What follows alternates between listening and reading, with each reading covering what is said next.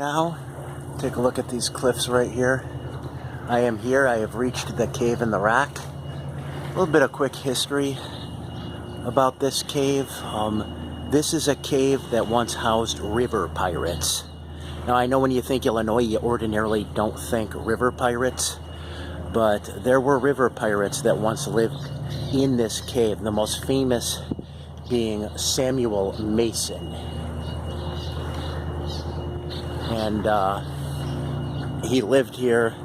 Apparently, they would go after flatboats and keel boats all along the Ohio River. They would attack these boats, loot them.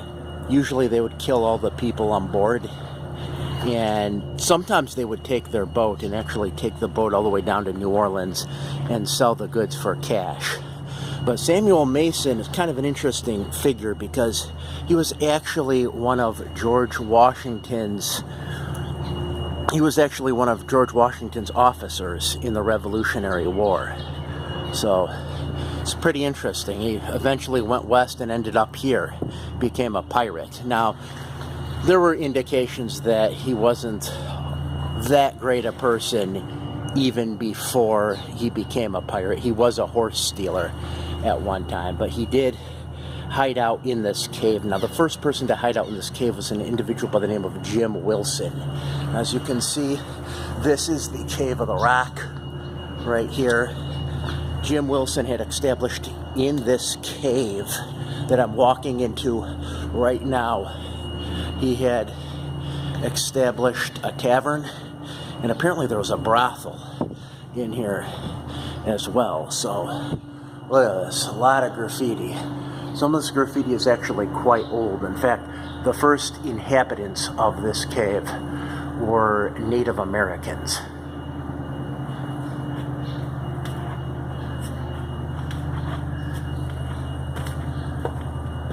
Really something else. As you can see, it goes back quite far.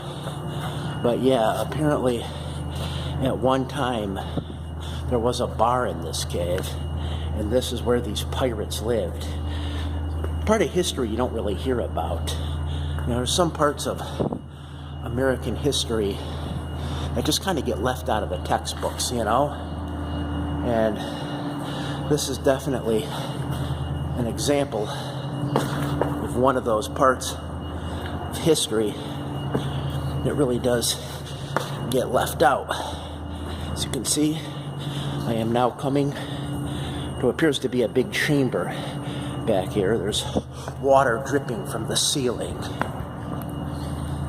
Gotta make sure I watch where I'm walking. Let me show you that. Really pretty incredible. You know, to think that there were people living in here. This little part of it goes back into there. As you can see, people wrote their initials down. But the Samuel Mason and Jim Wilson weren't the only people to live in here. There were some other people that were quite famous as well. Particularly the Hart brothers actually lived in here for a while. And the Hart brothers were actually America's first serial killers, or at least the first documented serial killers. These men went up and down the frontier, killing as many people as they could. Supposedly, they had killed as many as 40 people, and they camped out here. Apparently, they were too brutal for even the pirates, and the pirates kicked them out. But yeah, there's a whole story about the Hart brothers, Big Harp and Little Harp, as they were known.